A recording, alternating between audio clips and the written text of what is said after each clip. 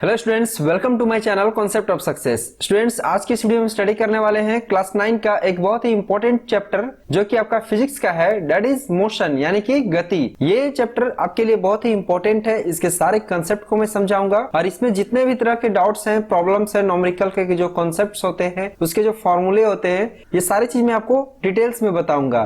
तो बने रहे हमारे इस वीडियो के एंड तक। चलिए शुरू करते हैं इस वीडियो को। क्या है हमारा आज का जो टॉपिक है? मोशन है। मोशन यानी कि गति। तो गति क्या कहलाएगी ये अभी हम सीखेंगे इस चैप्टर में। तो इस चैप्टर के कुछ पॉइंट्स होते हैं जिसे मैं अभी आपको बता देता हूं, फिर हम इस चैप्टर को डिटेल्स में स्टडी करेंगे। देखिए क्या है पहला, देखिए भौतिक अवस्था। जैसा कि आपको पता होगा कि हम लोग फिजिक्स में फिजिकल वर्ल्ड के बारे में पढ़ते हैं, तो यहाँ पे वही दिया हुआ है भौतिक अवस्था यानी कि फिजिकल स्टेट। तो पहला क्या होता है हमारा? विश्रामावस्था। ठीक है, विश्रामावस्था मतलब होता है जो भी ऑब्जेक्ट स्थिर होते हैं उसे हम विश्रामावस्था में बोलते हैं या विरामावस्था में बोलते हैं, जो कि रेस्ट में होते हैं। और यहाँ पे है गतिजा अवस्था। गतिजा अवस्था का मतलब क्या होता है? जो भी वस्तु मोशन में होंगे यानी कि गति में होंगे, यानी वो कंटिन्यूअस अपने एक पॉइंट के आगे पीछे या इधर उधर मूव करते रहते हैं, उसे हम क्या बोलते हैं? गतिजा अवस्था। गतिजा अवस्था को दो भागों में बांटा गया है, एक समान गति या दूसरा क्या है? असमान गति। असमान गति को दो भाग में बांटा जाता है, एक त्वरित गति या दूसरा मंदन। त्वरण गति जो है उसे दो भाग में बांटा गया है, जैसे कि समान त्वरणीय गति और दूसरा क्या है? असमान त्वरणीय गति, यानी एक समान चलेगा, दूसरा असमान चलेगा। उसी तरह से मंदन गति को भी दो भाग में बांटा गया है, समान मंदित गति, असमान मंदित गति। ये सभी हम डिटेल्स में भी पढ़ेंगे, यहाँ तो मैं सिर्फ अभी आपको नाम बता रहा हूँ। आगे क्या है? आगे आपका गति के समीकरण। देखिए ये जो फिजिक्स है और इसका जो चैप्टर है मोशन गति, इसमें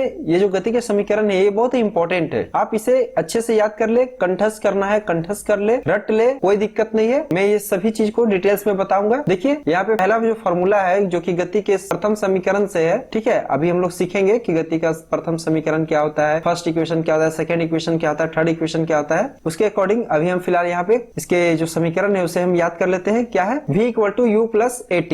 ठीक है, v = u + at, इसे हम इस तरह से रीड करेंगे। सेकंड है आपका दूसरा जो समीकरण है s = ut + ½ at का स्क्वायर। और थर्ड समीकरण है आपका यानी इक्वेशन है v = u² + 2as। तो ये आपका गति का जो समीकरण है वो दिया हुआ है। इससे आपके फिजिक्स के जितने भी न्यूमेरिकल्स होंगे वो सॉल्व हो जाएंगे। और कुछ फॉर्मूले हैं जो कि हम चैप्टर के डिटेल्स में पढ़ेंगे। चलिए आगे क्या है? दूसरा समीकरण ये है और ये है आपका वृत्तीय गति और ये है आपका एक त्वरितीय गति। तो चलिए शुरू करते हैं। क्या है हमारा पहला जो हमने ऊपर में भी टॉपिक डिस्कस किया था, विश्रामावस्था। क्या होता है? कोई वस्तु विश्रामावस्था में तब कहलाएगी जब उसकी स्थिति में किसी एक बिंदु के सापेक्ष कोई बदलाव ना हो रहा हो। कहता है कि कोई भी वस्तु स्थिर कब कहलाएगी? जब उस बिंदु, मान लीजिए कि यहाँ पे कोई बिंदु है, तो अगर ये बिंदु हिले डुले नहीं, यहीं का यहीं फिक्स हो जाए, तो ये कहलाएगा आपका विश्रामावस्था में यानी विरामावस्था में, रेस्ट पोजिशन पे। ठीक है, और वहीं पे आपका दूसरा दिया हुआ है गतिजा अवस्था। तो देखिए क्या है यहाँ पे, यदि किसी वस्तु की स्थिति में लगातार बदलाव हो, ठीक है, किसी एक बिंदु के सापेक्ष, मान लीजिए कि ये बिंदु के इस पेड़ को हम एक मुख्य बिंदु मान लेते हैं, इसके सापेक्ष हम इस पॉइंट को इधर उधर मूव कराते हैं या करता है, तब यह वस्तु गतिजा अवस्था में कहलाई जाएगी। ठीक है, चलिए आगे देखते हैं क्या है। आगे आपका गतिजा अवस्था के प्रारूप। अब इसके प्रारूप क्या होते हैं? तो विभिन्न तरह के पथ यानी कि रास्ता या फिर रोड पर विभिन्न तरह की गतिजा अवस्थाएं होती है। ठीक है, अलग अलग जगह पे, अलग अलग रास्ते पे या पथ पे अलग अलग जो है आपका गतिजा अवस्थाएं या गति की अवस्थाएं होती है। जैसे कि पहला क्या है? घूर्णन गति, दूसरा है रेखीय गति,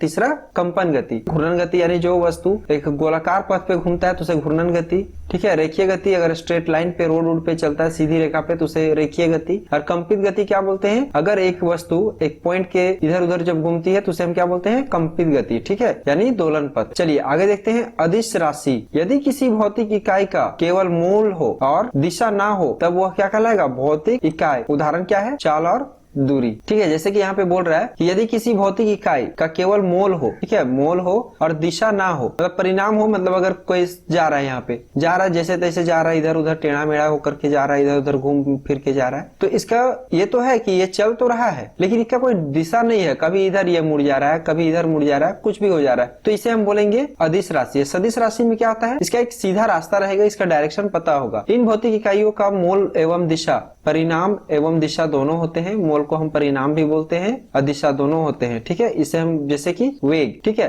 जैसे ऊपर से कोई पत्थर गिर रहा है या नीचे से कोई ऊपर पत्थर फेंक रहे हैं, ठीक है, तीर को हम चला रहे हैं तो तीर एक डायरेक्शन में जाएगा, यानी कि ऐसे ऐसे मुड़ते हुए जाएगा।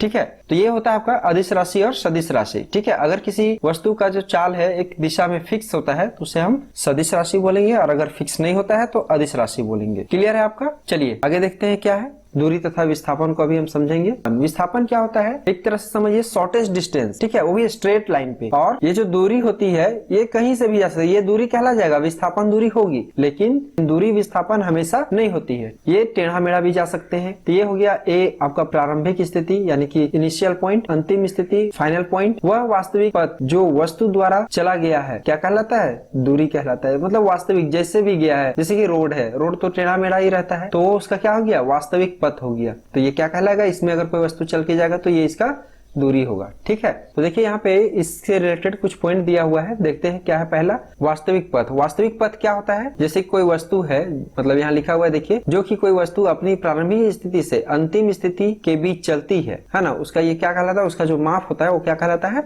दूरी कहलाता है। दूसरा पॉइंट क्या दिया है? दूरी एक अदिश राशि है जिसका केवल क्या होता है? माप होता है, दिशा नहीं होता है। उदाहरण, रमेश 65 किलोमीटर की दूरी चलता है। अब आ जाता है विस्थापन।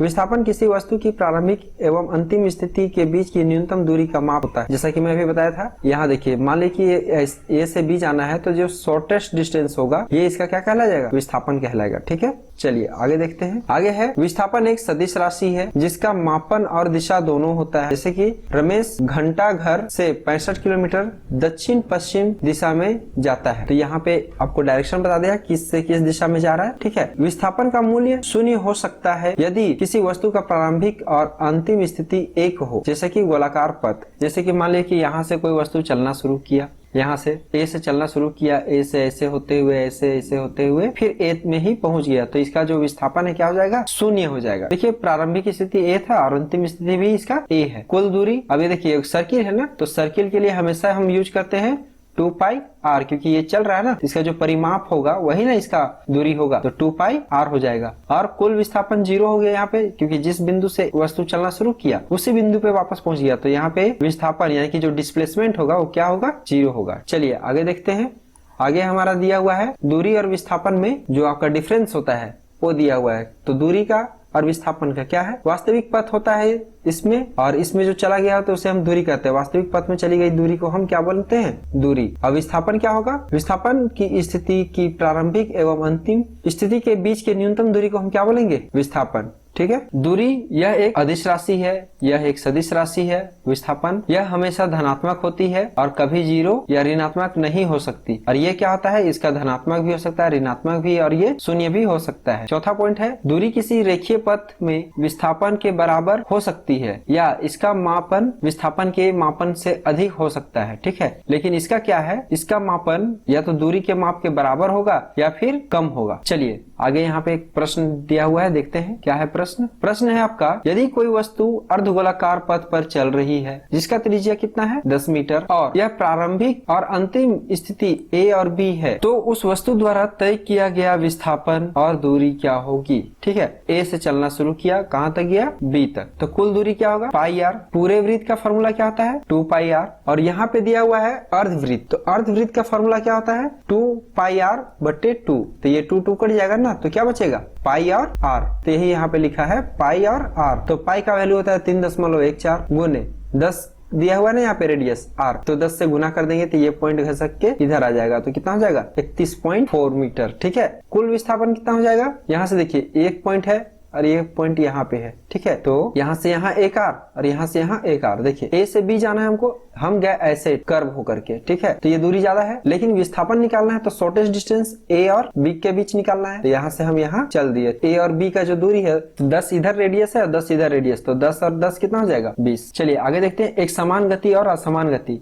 तो एक समान गति का जो ग्राफ होगा इस तरह से स्ट्रेट रहेगा। यदि कोई वस्तु बराबर दूरी बराबर समय में पूरा करे तो वह क्या कहलाएगा? एक समान गति कहलाएगा, ठीक है। अच्छा, दूसरी बात है, अगर वस्तु खड़ी हो तो समय तो उसका पार होते जाएगा ना, समय का ग्राफ ये बढ़ते जाएगा। देखिए ये समय t मतलब क्या होता है? टाइम। अभी मतलब वेलोसिटी। चलिए अब असमान गति समझते हैं। असमान गति क्या होता है? यदि कोई वस्तु अलग अलग दूरी अलग अलग समय पे पूरी कर रही हो तब वह क्या कहलाएगा? असमान गति में, ठीक है। अब देखिए असमान गति के कितने प्रकार होते हैं? 2 प्रकार, एक त्वरित गति, दूसरा मंदन। यदि वस्तु की गति समय के साथ लगातार बढ़ती रहे तब वह त्वरित गति कहलाएगी। जैसे कि हम लोग बाइक चलाते हैं ना, तो बाइक में जो एक्सीलरेटर लेते हैं, तो जब हम एक्सीलरेटर लेते हैं तो वह त्वरण हो रहा है, ठीक है, उसकी गति में लगातार बढ़ोतरी हो रही है, बार बार ले रहे हैं, उसकी गति में बढ़ोतरी हो रही है। लेकिन जैसे ही हम लोग एक्सीलरेटर छोड़ करके ब्रेक लगाना शुरू करते हैं तब वहां पे आ जाता है आपका मंदन गति। देखिए क्या लिखता है, यदि वस्तु की गति समय के साथ लगातार घटती रहे तब वह मंदन गति कहलाएगी। अब देखिए चाल, गति के दर का